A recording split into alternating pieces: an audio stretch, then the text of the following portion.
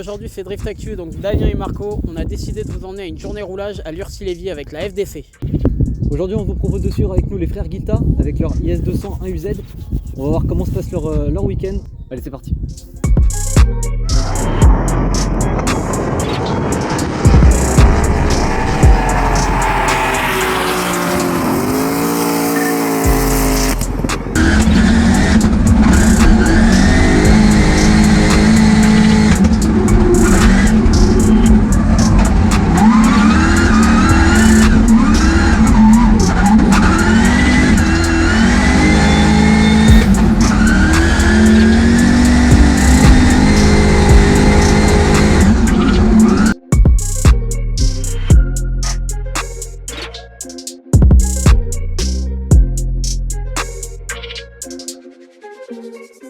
Salut Nicet, merci de nous accueillir. Merci, avec plaisir.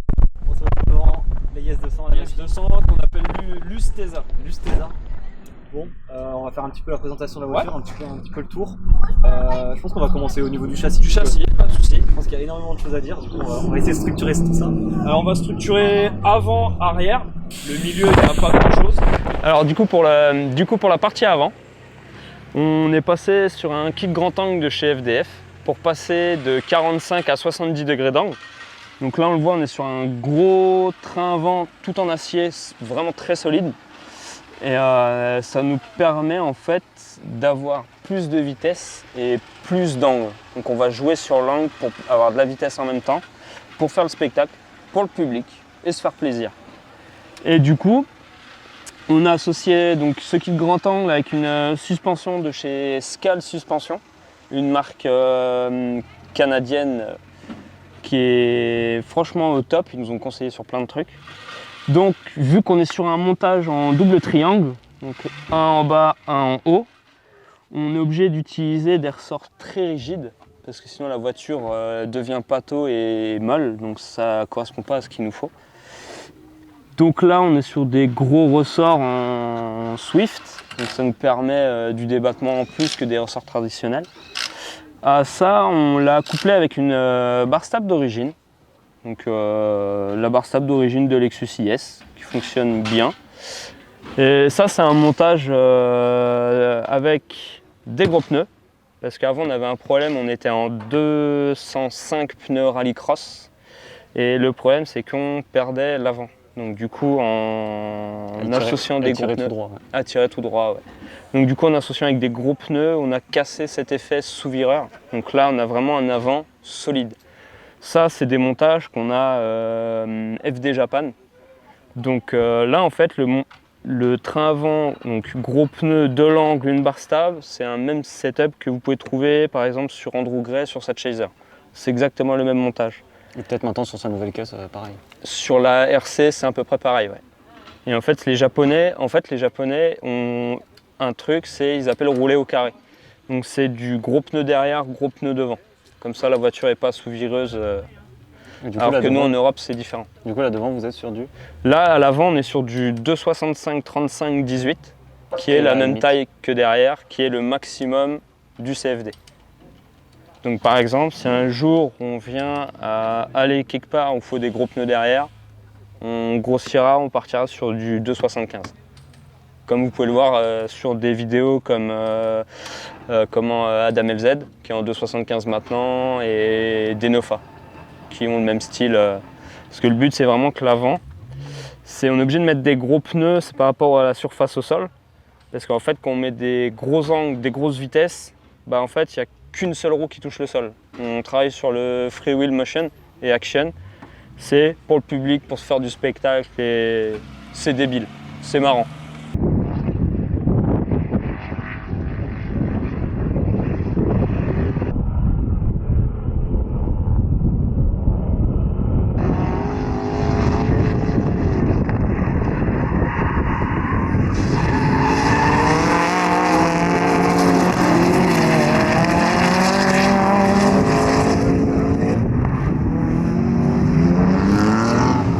Pour freiner tout ça, j'aimerais bien qu'on regarde juste ce bel étrier, enfin ce beau disque, pardon. Alors pour les freins, là on va le voir bien de cet angle-là.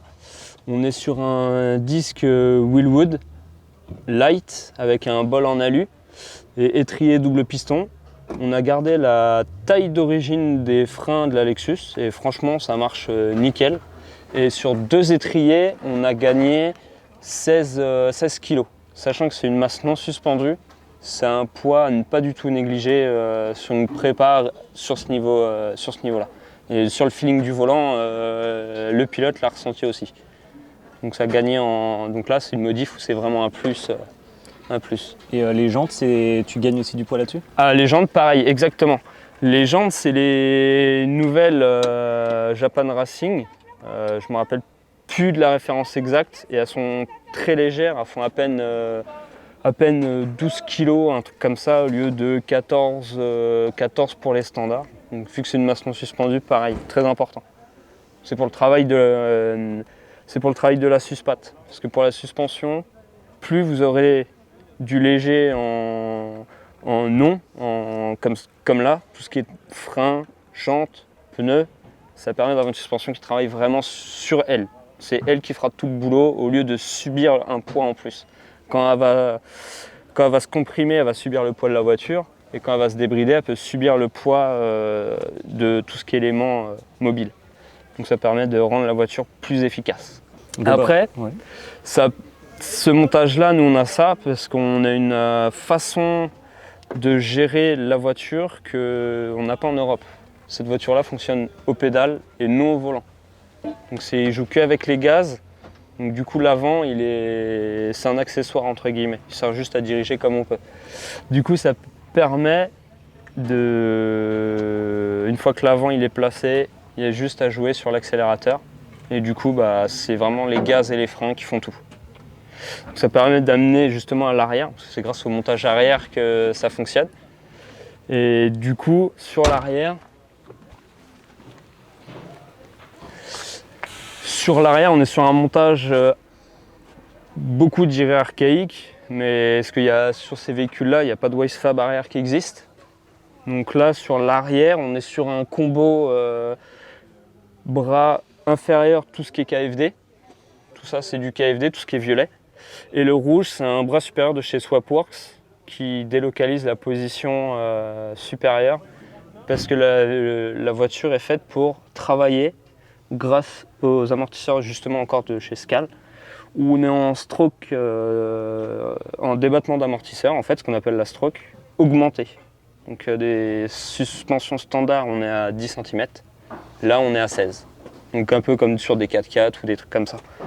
Les ressorts, pareil, on est sur du ressort très long, parce qu'un ressort, quand il travaille, plus il se rétrécit, plus il devient rigide. Là, le but, c'est qu'il garde une consistance sur tout le long du débattement de l'amortisseur.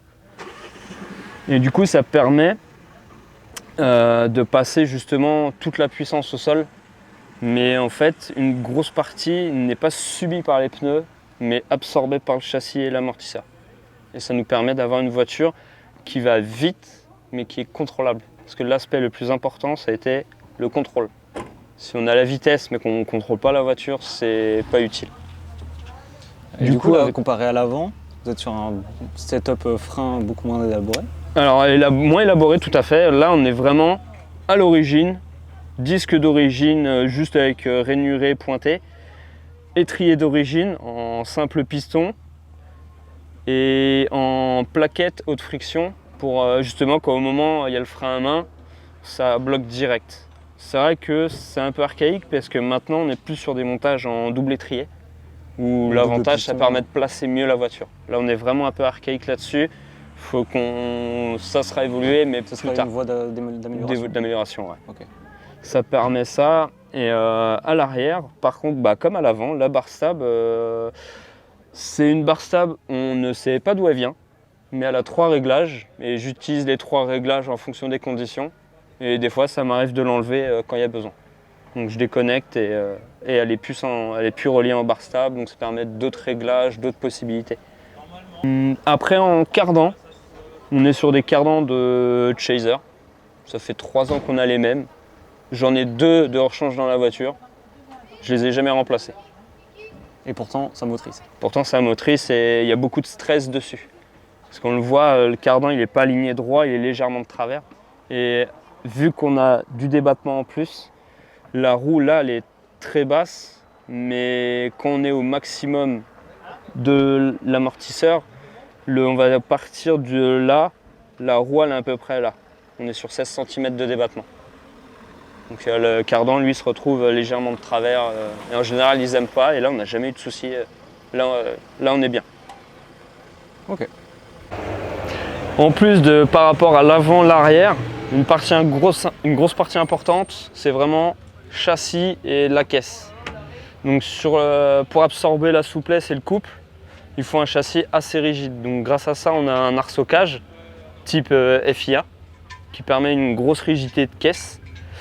Donc on a un multipoint donc avec les croix, les barres d'harnais, les barres anti-écrasement par rapport au toit. Après, par rapport à là-dessus, on s'est mis aux normes par rapport à tout ce qui est cloison. On est sur une cloison étanche, donc une tôle norme FIA, soudée. Sur ça, du coup, ça nous a permis de vraiment bloquer le châssis sur tout ce qui est partie milieu, qu'il n'y ait pas de variation.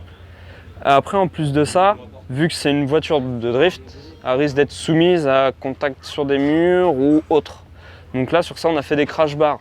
Une crash bar avant, qui est sur du tube respectant les normes. Et surtout pour protéger le châssis. Parce que si au cas où il y a un gros contact, ça permet de sauver les tourelles. Ça va absorber le choc. Et protéger le moteur et tous les auxiliaires. Et à l'arrière, du coup, on a utilisé le même principe de devant pour en plus placer des éléments. Donc on est sur une structure semi-tubulaire. Donc après les tourelles, comme nous autorise la réglementation, on a coupé et fait le reste en tubulaire pour placer les éléments vraiment où on voulait. Donc là on voit le réservoir vraiment très bas pour le centre de gravité avec un poids de 35 kg pour 35 litres, exprès pour remettre du poids sur l'arrière, pour vraiment essayer d'atteindre un équilibre 50-50 qu'on voulait grâce à tous les éléments en fait. On a mis tous les éléments lourds derrière pour l'équilibre. Ça nous permet d'avoir du coup le radiateur de refroidissement derrière, avec la pompe de DA électrique, le watermet, donc ensemble réservoir-pompe, la batterie, et ça nous permet d'avoir tout un poids sur le train arrière pour ajouter de la motricité. Et en même temps, ça permet d'avoir un arrière entre guillemets qui peut subir des chocs, car au cas où c'est juste des tubes à changer. Et du coup, niveau répartition de poids Répartition du poids, là actuellement, on est à 51-49 sur l'avant. On a toujours l'avant qui est un peu plus lourd à cause du turbo. Mais ça, malheureusement, pour l'instant, on n'a pas de solution. Alors, du coup, par rapport donc le turbo, c'est lui qui nous pose problème sur le poids parce qu'il est vraiment devant, très lourd. C'est un vrai all-set qui vient d'un V8 Scania de camion. Ce qui permet de nous ramener au moteur. C'est un AUZ-FE de chez Toyota, vraiment d'origine. sur les Lexus Et l'S400.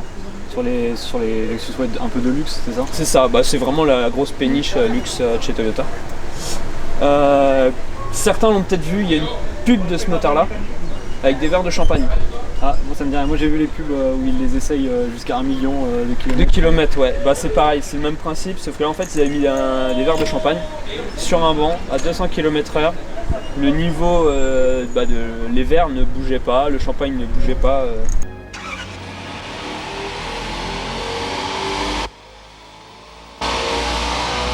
The Lexus LS400 is designed to stir the soul and not much else. Ils avaient fait un délire avec ça. Et en fait, ce moteur-là est tellement bien fait de base que dessus, j'ai juste de la visserie RP un peu partout. Bielle d'origine, piston d'origine, vilo d'origine. Après, ce qui est le plus, c'est les deux collecteurs. Collecteur d'admission double plénum, collecteur d'échappement Equalflow de chez Zuraski Motorsport, un gros partenaire qu'on a aussi et qui nous a beaucoup aidé. Merci à lui d'ailleurs. Et ça permet vraiment d'avoir un setup fiable avec beaucoup de chevaux et beaucoup de couple. On voit très bien la gestion de la chaleur. Gestion de la chaleur au maximum. Alors en fait, la gestion de la chaleur, c'est pour avoir un maximum de chaleur au niveau de l'hélice de turbo pour qu'elle puisse tourner le plus vite possible pour avoir un maximum d'énergie. Parce que vu que le turbo est très gros, il me faut beaucoup d'énergie pour la faire tourner. Et après, sortie double wastegate. Double wastegate, c'est pour avoir un flux égal et qu'au moment où ça souffle, ça égalise sur les deux aussi. Ça permet d'avoir vraiment un comportement de turbo, d'hélice turbine très rapide, très fiable, et surtout avec l'anti-lag. Parce qu'avec l'anti-lag par-dessus, on maintient en pression. J'ai regardé vite fait les logs qu'on a eu ce matin grâce à Rija, RR Technics, un mec génial en or. On maintient une pression à 0,8 bar. Donc 0,8 bar dès qu'il coupe les gaz, 0,8 bar, il remet, ça remonte à 1 bar 4. Donc c'est brutal. Pour revenir un peu sur l'anti-lag, parce que je pense que tout le monde ne connaît pas forcément ce que c'est. Alors l'anti-lag, on va créer une détonation dans l'échappement pour maintenir l'hélice de turbo en rotation. En fait, c'est un petit peu comme réduire le rupteur. En fait, oui. En fait, on va être sur un régime de ralenti accéléré. Au lieu d'avoir un ralenti à 700, 900 tours, on va être à 2000 ou 1005 selon comment est réglé. Et on balance de l'essence, on met quand même de l'allumage et ça crée une détonation. Pour et précharger le turbo. Voilà, c'est ça. Et ensuite, t'es de la reprise. D'ailleurs, Dès de la reprise. le turbo est quand même énorme, t'as pas de problème de lag du coup? Non, alors justement grâce à plein de petits trucs, par exemple meuler le corps turbine, qu'elle soit exactement comme la flange, le collecteur qui est fait d'une certaine façon. Il y a une vidéo de celui qui l'a fabriqué, Thomas Zoraski.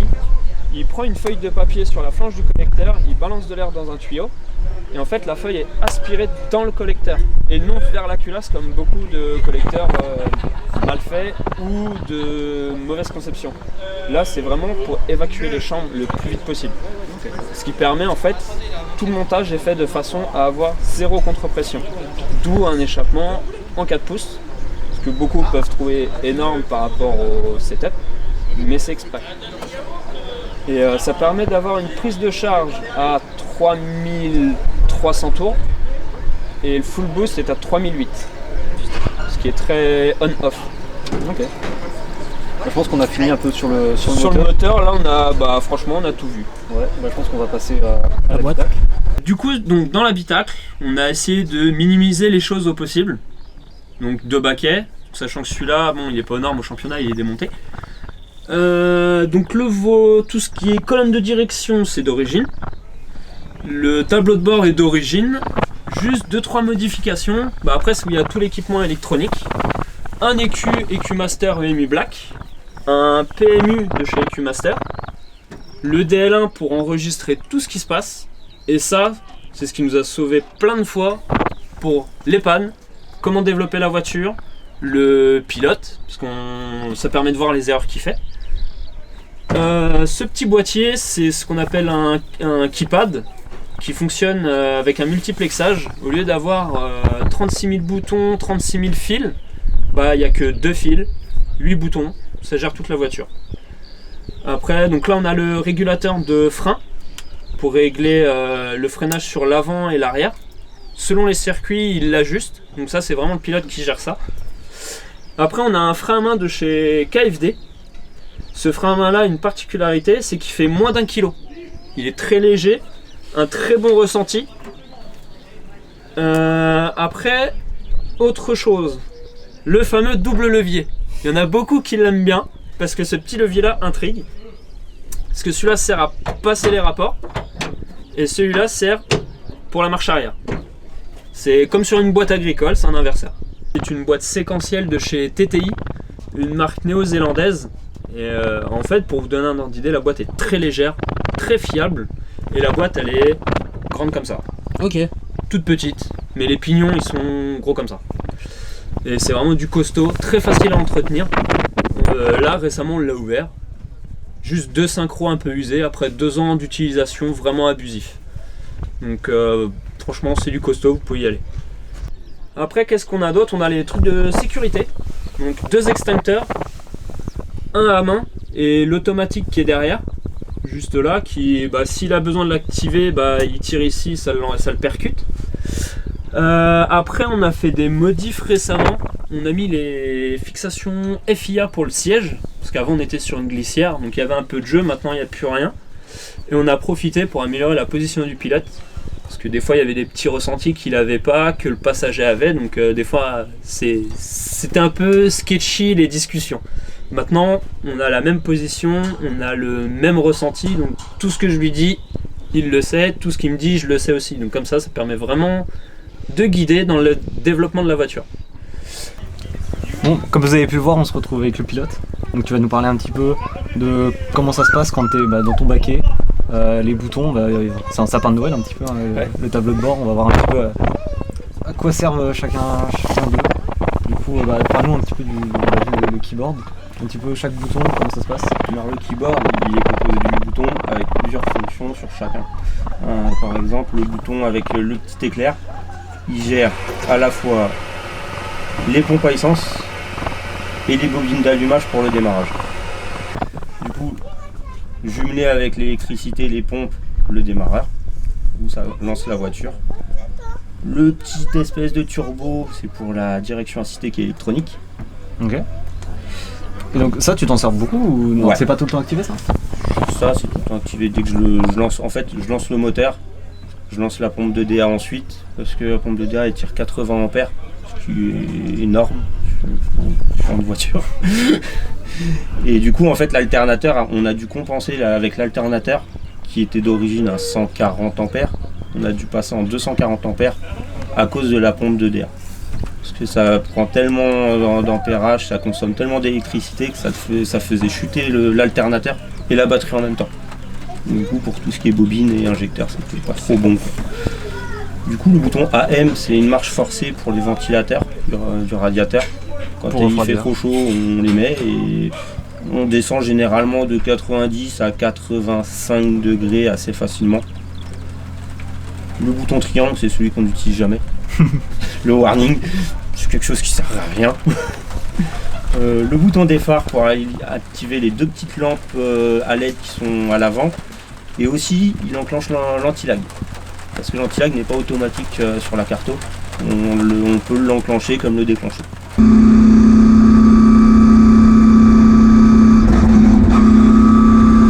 coup, le bouton comment ça s'appelle? D'essuie-glace. Essuie-glace. Que tu vas avoir besoin Le cet balai après-midi. d'essuie-glace qu'on risque d'avoir besoin là tout à l'heure. Tout classique, une seule fonction. Et après, le bouton stop qui sert pas réellement à stopper le moteur. Alors on a plusieurs fonctions. Remise à zéro, changer les pages du dash. Ah, je sais pas si tu vas le voir. Ouais, Faudrait que on tu passes verra là. le dashboard ici au master. Et aussi une autre fonction avec la petite bonbonne d'eau qui est là, qui est un refroidisseur pour le radiat d'huile. On peut balancer aussi en appuyant dessus de l'eau sur le radiat d'huile pour faire baisser un petit peu plus rapidement les températures d'huile. Ouais, donc en fait c'est multifonction. Ouais, voilà. Et ça c'est lié avec le CAN bus de l'EcuMaster. Ok. Du coup en fait c'est vraiment une gestion EcuMaster, c'est vraiment royal parce que l'EcuMaster Black on peut tout faire. Le PMU ça enlève quasiment tout ce qui est relais et fusible. Pour bien faire il en faudra un deuxième. Parce que sur une voiture de course, on est vraiment élevé, on s'en rend pas compte comme ça, mais on a beaucoup d'électricité, on dépasse généralement les 200 ampères. Et du coup, on risque pour l'année prochaine d'en mettre un deuxième pour gérer d'autres choses. Du coup, avec le keyboard et l'EcuMaster Dash en 5 pouces, celui-là d'ailleurs, c'est vraiment un setup complet. Certes, ça coûte un peu, mais au final, on est gagnant parce qu'on a eu aucun problème électronique en 2 ans. Ok. Qu'est-ce que tu aimerais changer pour le futur Pour le futur. Enfin, c'est déjà prévu en fait, ouais. vu que Croix c'est reporté en août, on a le temps de le faire, c'est l'installation d'un nouveau arbre à cam à la place de celui d'origine. Parce qu'on se rend compte que l'arbre à cam d'origine il n'est pas fait pour le turbo du tout. En haut il remplit beaucoup moins bien que ce qu'on voudrait. Et Au du niveau coup, quoi, de la puissance ou du coup la puissance et en fait tout tombe Tout. en fait à un moment donné Ok. et du coup ça nous plaît pas comparé à des courbes comme un 2J où ça va jusqu'en haut. Avec l'arbre à cam ça nous permettrait d'aller jusqu'à 7005 en rupteur alors qu'aujourd'hui on a 7000. Et avoir, j'ai déjà vu des montages avec l'arbre à cam qu'on va utiliser, avoir quasiment 200 chevaux de plus à 7000 tours. Ok.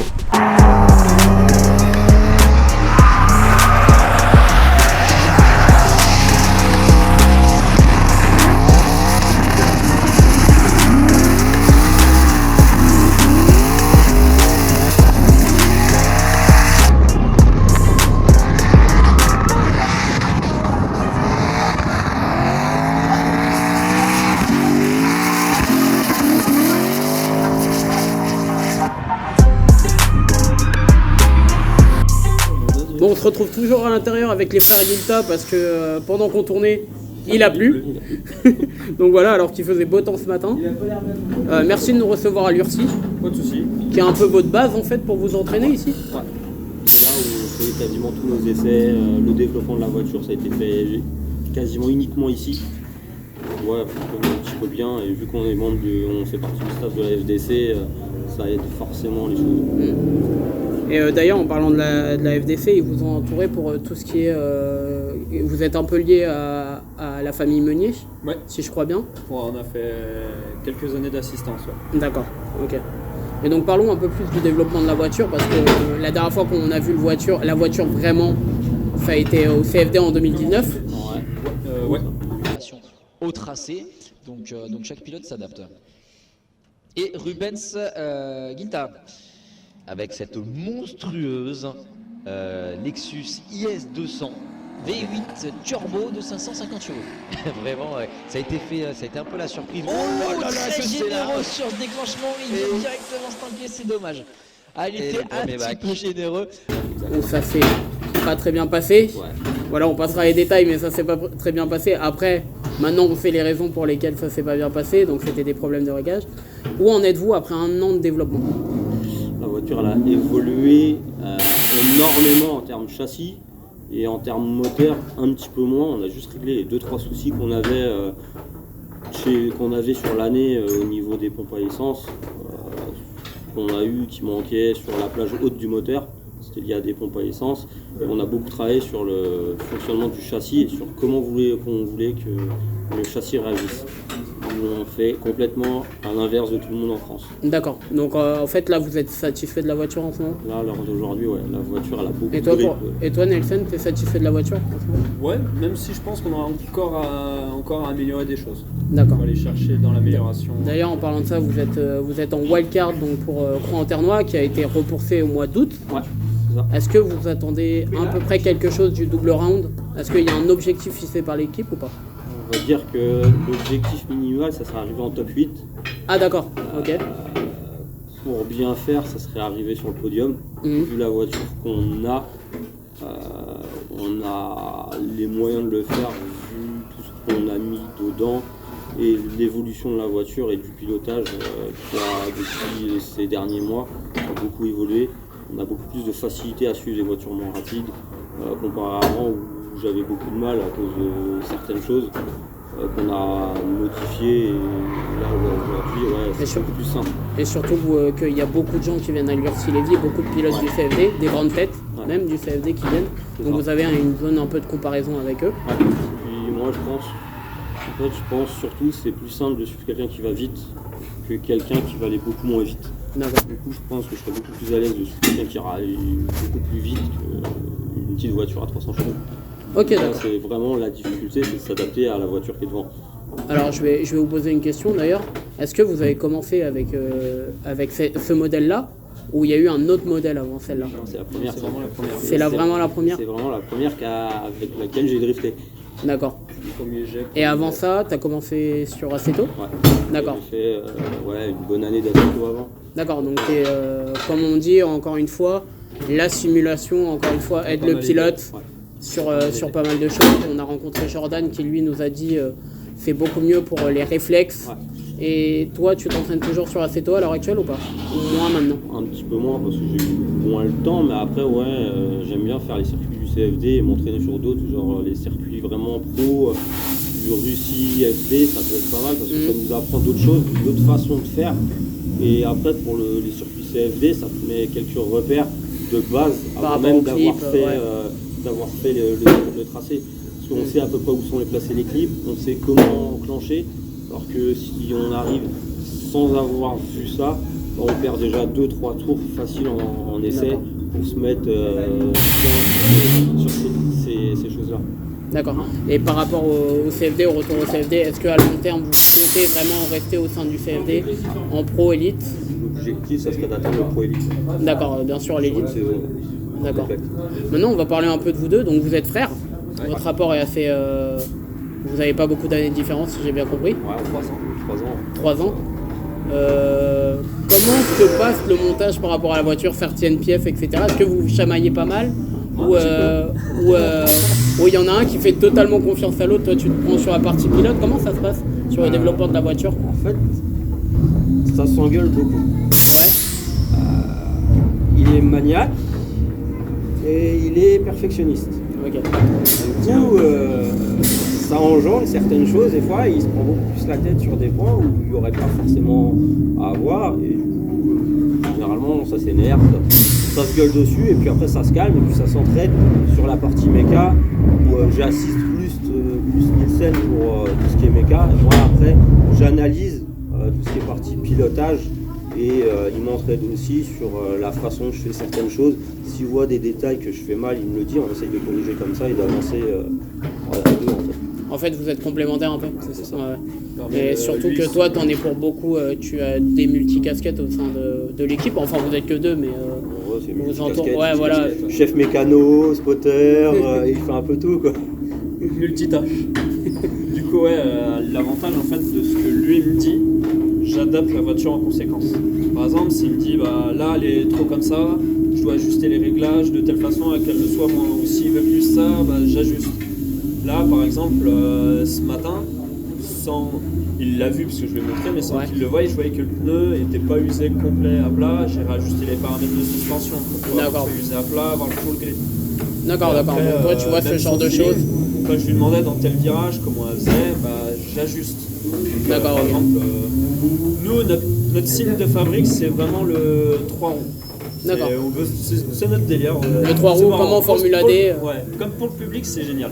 C'est D'ailleurs, vraiment c'est- pour du show. En parlant off, ce qui est intéressant, c'est que vous puisez vraiment dans les étrangers, vraiment dans les préparations étrangères. Ça permet d'avoir pas mal de points de repère de choses qui marchent déjà en fait. D'accord. Et le truc en fait, c'est que bizarrement, ça simplifiait le comportement de la voiture. Ça allait moins prévisible, moins brut, elle est plus. Je ne dirais pas elle est plus fluide, parce que c'est au pilote de le gérer. Mhm. Ça aide beaucoup. Lui, Ouais. en fait, dans son volant, il part pas dans tous les sens, à droite, à gauche, au milieu, etc. Donc, du coup, ça permet de rendre la voiture entre guillemets plus simple pour le pilote Mhm. et aussi pour le public plus agréable. Parce D'accord, que d'accord. une voiture qui fait des saucisses toutes les 3 secondes, c'est pas ça. D'accord. Alors que là, il est vraiment fluide, alors qu'au tout début, c'était mitigé. C'était très mitigé au Et puis début. avec les étrangers, en fait, le drift, il a beaucoup évolué ces dernières années sur la façon de rouler. Ouais. Les voitures, elles sont beaucoup plus snappy, Ouais. on va dire. Sur les transitions, on demande des transitions super vives. Mhm. On demande beaucoup plus d'angle et on demande beaucoup plus de vitesse. Et du coup, quand on regarde à l'étranger, comme le FD, le RDS, le T-Mec, on voit les voitures, elles sont réglées d'une certaine façon. Et du coup, on s'en inspire beaucoup et ça rend vraiment les choses beaucoup plus simples. Ouais.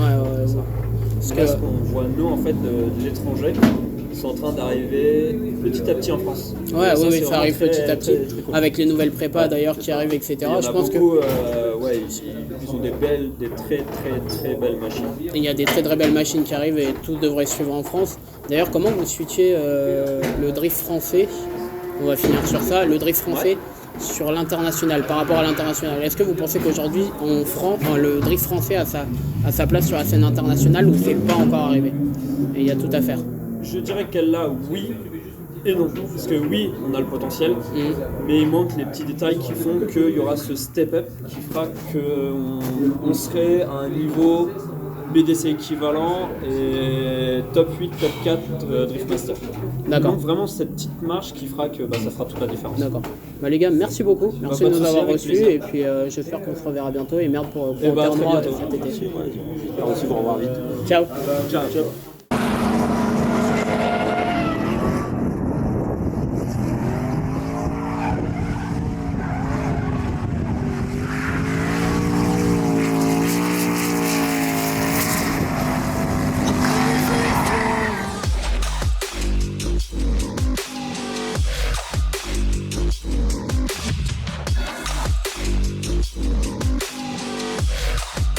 I'm coming for the throne.